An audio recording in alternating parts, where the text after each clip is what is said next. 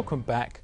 I'm joined here by Corrine Whelan, and Corrine, you've written a very important book. It's called Stop, I Don't Like That. Tell us a little bit about this book.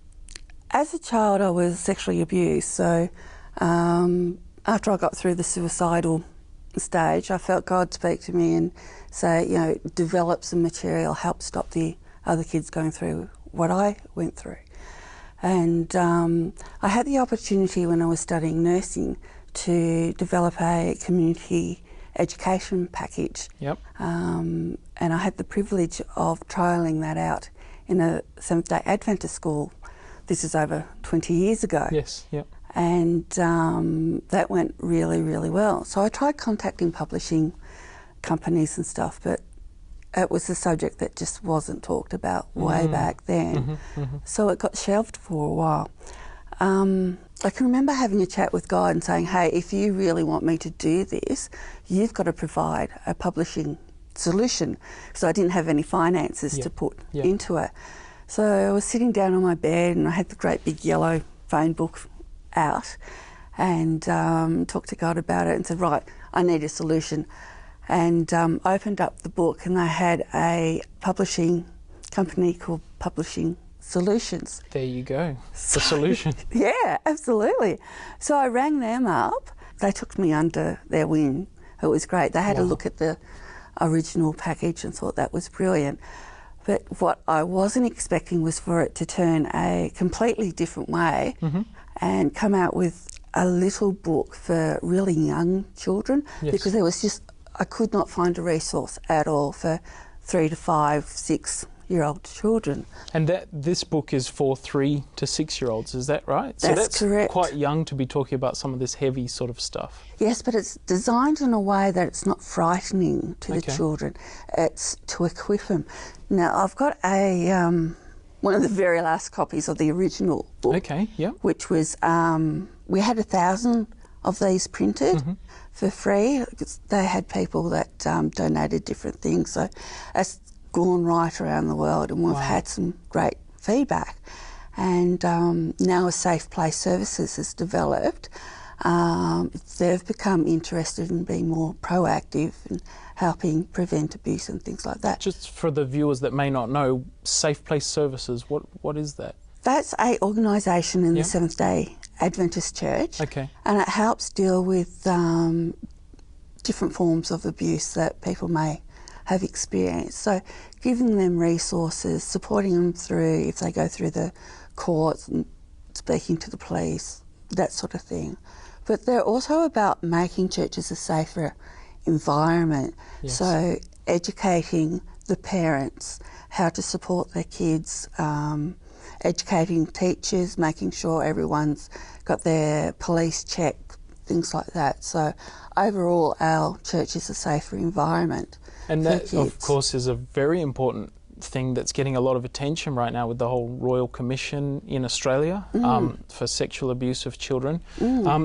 But this book, I was flicking through before, and it's not just about sexual abuse, is it? There's like bullying situations, stranger danger sort of situations, any sort of situation where a child may feel uncomfortable. That's right. And that's what this was designed for, to help children when they feel uncomfortable. Do you have any, have you had any feedback? Is it working? It is, and I can remember when I was, we were working on the second book, because we wanted to get the pictures and graphics and stuff more updated.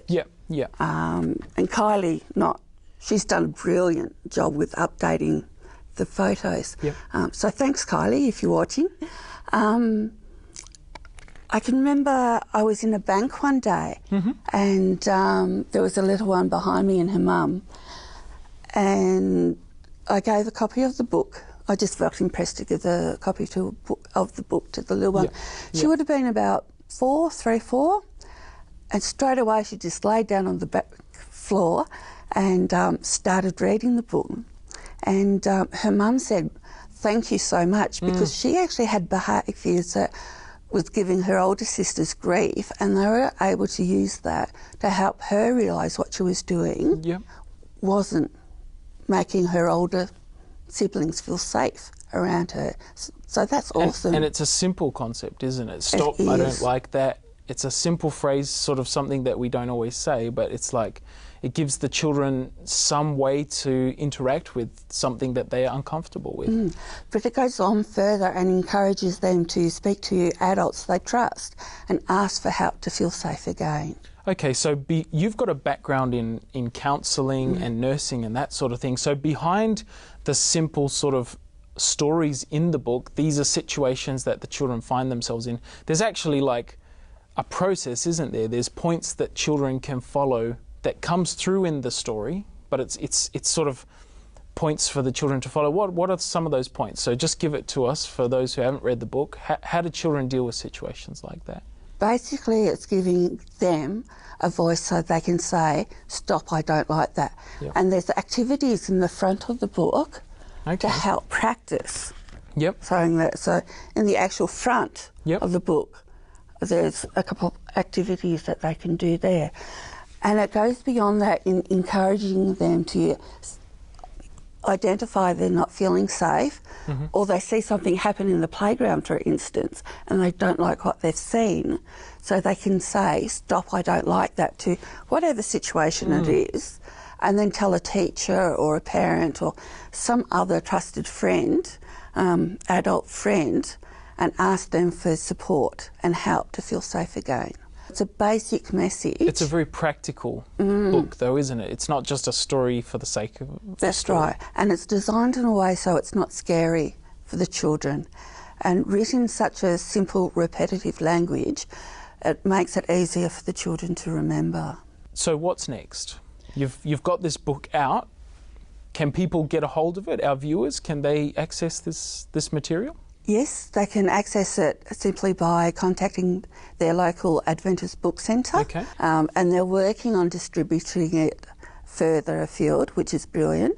They're also working on an e-book and an app, so I'm really looking forward to seeing how Excellent. So there that are comes other out. resources being developed. That's fantastic. And we've also got other books in the pipeline. We're just waiting Okay. for finance so we can actually get them printed Similar and sort of designed. topics or practical Yes. sort of, yeah? But for older children, So for different age groups. yes, so Fantastic. making it appropriate for them as well and building on these foundational skills.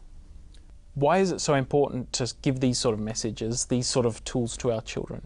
There's so much abuse and bullying and just simple situations where kids don't feel comfortable, be it a sloppy kiss from grandma or a hug that's too tight from grandpa, and giving them the permission to say, hey, I don't like that, stop, please stop, I don't like that, and having that respected builds the vocabulary and the esteem and stuff that they can talk about the harder issues that they're not too sure what to do about.